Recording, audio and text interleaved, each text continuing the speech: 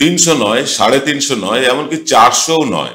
লোকসভায় দাঁড়িয়ে স্বয়ং প্রধানমন্ত্রী বলছেন ঠিক 370 আসন পেতে চলেছে ভারতীয় জনতা পার্টি আগামী লোকসভা নির্বাচনে। কর্মীদের উৎসাহিত করার জন্য অথবা মানুষকে প্রভাবিত করার জন্য নেতারা জনসভায় কিংবা টেলিভিশন ক্যামেরার সামনে এসব কথা বলেই থাকেন। যেমন আপনারা দেখেছেন গত বিধানসভা নির্বাচনে বিজেপি নেতারা প্রায় না সবাই সমস্বরে দাবি করেছিলেন আপকি বার 200 পার।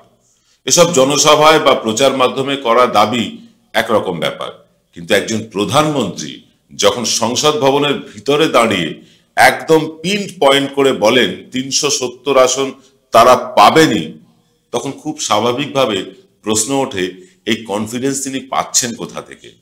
আজকের এক্স ফ্যাক্টরে খোঁজার চেষ্টা করব নরেন্দ্র মোদীর সেই আত্মবিশ্বাসকেই।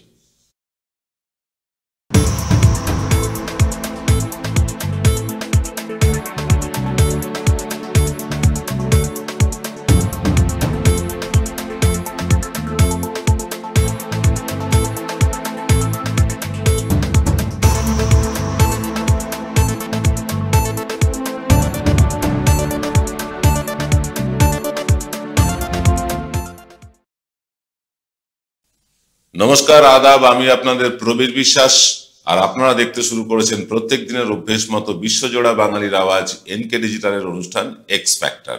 বলা ভালো সকালের এক্স ফ্যাক্টর, কারণ আমরা সন্ধ্যেবেলাতেও আরেকটা এক্স ফ্যাক্টর আনছি রাত 8টাতে।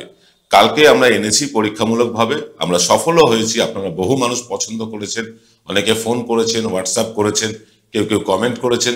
আমরা খুশি, আমরা আনবো এরকম ভাবেই প্রতিদিন দুবেলা আপনাদের জন্য এক্স ফ্যাক্টর তুলে আনবো। দেখুন, নরেন্দ্র মোদী যদি শুধু বিজেপি নেতা হতেন কিংবা একজন সাধারণ সাংসদ হতেন, তাহলে আজকের এক্স ফ্যাক্টরে এই নিয়ে আমরা আলোচনাই করতাম না। কিন্তু উনি দেশের প্রধানমন্ত্রী এবং 370 আসন বিজেপি পাবেই এমন দাবিটা করেছেন সংসদের ভিতরে দাঁড়িয়ে, একদম নজিরবিহীন ভাবে। এর আগে কোনো প্রধানমন্ত্রী এইভাবে সংসদের ভিতরে দাঁড়িয়ে এরকম কথা বলেননি। যে প্রধানমন্ত্রী মণিপুর নিয়ে কথা বলেন না, যে প্রধানমন্ত্রী নোটবন্দি নিয়ে উচ্চবাচ্য করেন না, যে প্রধানমন্ত্রী কৃষি বিল এলে এড়িয়ে যান, পালিয়ে বেড়ান, সেই প্রধানমন্ত্রী ভোট এসে গিয়েছে, এখন বলছেন 370 আসন তারা পাবেন। এই সংসদ ভবনে দাঁড়িয়ে এই কথাগুলো বলার মানে কি? যেখানে প্রতিটি বক্তব্য রেকর্ড করা হয়। আর কখন বলছেন এই কথা? যখন লোকসভা ভোট দরজায় এসে কড়া নাড়ছে। প্রধানমন্ত্রী কি সংসদে দাঁড়িয়ে দেশের মানুষকে প্রভাবিত করতে চেয়েছিলেন, নাকি তার কাছে রাষ্ট্রযন্ত্রের যন্তর মন্তরের নির্দিষ্ট কোনো তথ্য এসে গিয়েছে যে বিজেপি 300, 350 বা 400 নয়, একেবারে 370টি আসনই পাবে আগামী লোকসভা নির্বাচনে? এমন কি ঘটনা ঘটে গিয়েছে যার ফলে একদম নির্দিষ্ট সংখ্যক আসনের কথাই তিনি বলে ফেললেন? কিছুদিন আগে আরএসএস এর একটি রিপোর্ট প্রকাশ্যে এসে পড়েছিল। আপনাদের সেই রিপোর্টের কথা আমরা জানিয়েছি, যা সাধারণত প্রকাশ্যে আসে না, কিন্তু আমরা একটা সূত্র মারফত পেয়েছিলাম। সেটা হলো যে বিজেপি সারা দেশে সর্বসাকুল্যে 150-র কাছাকাছি আসন পাবে। আরএসএস এর রিপোর্ট। বিজেপির আভ্যন্তরীণ সমীক্ষায় উঠে এসেছিল 200 থেকে 212 আসনের কথা, কিন্তু প্রধানমন্ত্রী নরেন্দ্র মোদী দাবি করছেন 370টি আসন। আচ্ছা, এটাও কি জুমলা? এটাও কি নরেন্দ্র মোদীর চিরাচরিত মিথ্যাচারের মতন আরো একটা নতুন মিথ্যে? না, এটা মোটেও মিথ্যে কথা নয়। এবার অন্তত নরেন্দ্র মোদী সত্যিটাই বলে ফেলেছেন, তাও আবার সংসদ ভবনে লোকসভার অন্দরে। কিন্তু কোন ম্যাজিকে বিজেপি 370 আসন পাবে সেটা একবার আমরা খুঁজে দেখার চেষ্টা করব, তবে একটা ছোট্ট বিরতির পর।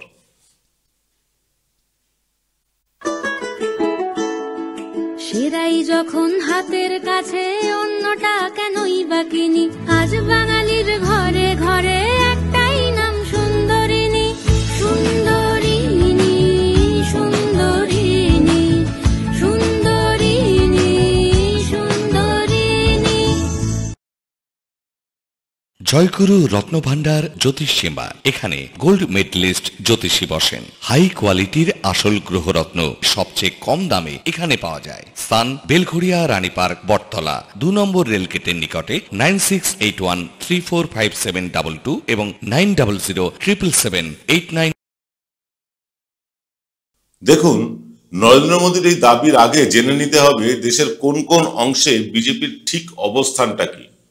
আপনারা জানেন যে দক্ষিণের দরজা বিজেপির জন্য ইতিমধ্যে বন্ধ হয়ে গিয়েছে। সমগ্র দক্ষিণ ভারতে 10টি আসন পাওয়ারও কোনো সম্ভাবনা দেখা যাচ্ছে না। সেটা আমাদের কাছে আসা সমীক্ষা, বিজেপির আভ্যন্তরীণ সমীক্ষা এবং আরএসএস এর সমীক্ষা। দক্ষিণ ভারতে তারা 10টাও আসন পাবে না। উত্তর পূর্ব ভারতে আসাম আর ত্রিপুরা বাদে বাকি 5টা রাজ্য যে আছে সেইখানে সর্বসাকুল্যে খান দুয়েক আসন পেতে পারে বিজেপি, নাও পেতে পারে। পশ্চিমবঙ্গে অন্তত 8-9টি আসনে তারা নিশ্চিতভাবে হারছেই। বিহারে 39টি আসন পেয়েছিল তারা গত লোকসভায়, তারা এবার তার থেকে অন্তত 10-12টি আসন কম পেতে পারে। মহারাষ্ট্রেও 48 আসনের মধ্যে খান 10 আসনেই শুধু জয়ের সম্ভাবনা দেখা যাচ্ছে। পাঞ্জাবে 0 হলেও অবাক হয়ে যাবেন না। ছত্তিশগড়, রাজস্থান, হিমাচল প্রদেশ, মধ্যপ্রদেশ, দিল্লি, হরিয়ানা, ঝাড়খণ্ডেও কিন্তু বিজেপির আসন সংখ্যা কমবে, বই বাড়বে না।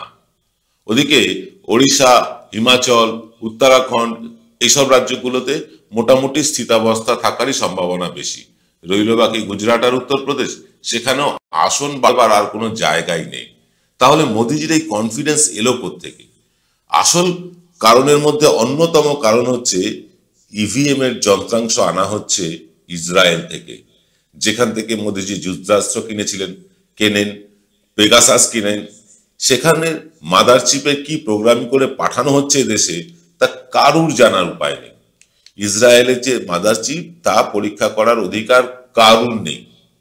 2 নম্বর কারণ হলো এই ইসরায়েল থেকে আনা যন্ত্রাংশ ভারতের যে কোম্পানিতে এসে জোড়া লাগানো হচ্ছে, অর্থাৎ অ্যাসেম্বলিং করা হচ্ছে, সেই কোম্পানিতে 4 জন ডিরেক্টরই হলেন বিজেপির বড় বড় নেতা। আর 3 নম্বর কারণটা হলো প্রায় 19 লাখ ইভিএম চুরি হয়ে গিয়েছে বলে নির্বাচন কমিশন নিজেই জানিয়েছে। অথচ এই চুরি যাওয়া ইভিএম খুঁজে বের করতে কোনো সিবিআই, ইডি বা অন্য সংস্থা কোনো তদন্তই করেনি। ফলে আগামী লোকসভা নির্বাচনে এই চুরি যাওয়া 19 লাখ ইভিএম যে ব্যবহার হবে না তার কোনো গ্যারান্টি নির্বাচন কমিশন দিতে পারছে না। তারপরেও আছে চতুর্থ এবং মোক্ষম কারণ, তা হলো সেই ইভিএম আর এই ভিভিপ্যাটের জোট চুরি। চণ্ডীগড় পুরসভার মেয়র নির্বাচনের ব্যালটে ক্যামেরার সামনে জালিয়াতি করে দেশের মানুষকে বোঝানো হয়েছে। ক্যামেরার সামনে জালিয়াতি করে দেশের মানুষকে বোঝানো হয়েছে যে ব্যালটেই জালিয়াতি করা যায়, ইভিএম এ জালিয়াতি হয় না। আসলে চণ্ডীগড়ের ঘটনা একটা চক্রান্ত, দেশের মানুষকে বোঝানোর চেষ্টা। একদিকে নির্বাচন কমিশন বারবার বলছে ইভিএমই সবচেয়ে নিরাপদ, আর অন্যদিকে টিভিতে ব্যালটে জালিয়াতি ক্যামেরার সামনে করে হাতে কলমে দেখানো মানেই হলো দেশবাসীকে বোঝানো ইভিএম কতটা প্রয়োজনীয়। এসবই আপনি জানেন, জেনে রাখুন, সবই কিন্তু একদম হিসেব করে অঙ্ক করে করা হচ্ছে মানুষের মগজ ধোলাইয়ের জন্য। নরেন্দ্র মোদী নিঘাত কোনো জায়গা থেকে আশ্বাস পেয়েছেন, তাই তো তিনি কথা বলছেন। আমি মগজ ধোলাইয়ের কথাটা বলছিলাম যে মগজ ধোলাই করা হচ্ছে যে দেখো ব্যালটে ট্যাম্পারিং সম্ভব, ব্যালটে জালিয়াতি সম্ভব, ইভিএম এ সম্ভব নয়। মানুষের মনে বিশ্বাস গেঁথে দেওয়া হচ্ছে, বসিয়ে দেওয়া হচ্ছে। আসছি নরেন্দ্র মোদীর কনফিডেন্সের কথা। নরেন্দ্র মোদী নিঘাত কোনো জায়গা থেকে কোনো আশ্বাস পেয়েছেন। দেশের মানুষ ব্যালট করে মুখে রক্ত তুলে ফেললেও নির্বাচন কমিশন অন্তত এবারের লোকসভা ভোট করবে ইভিএমে।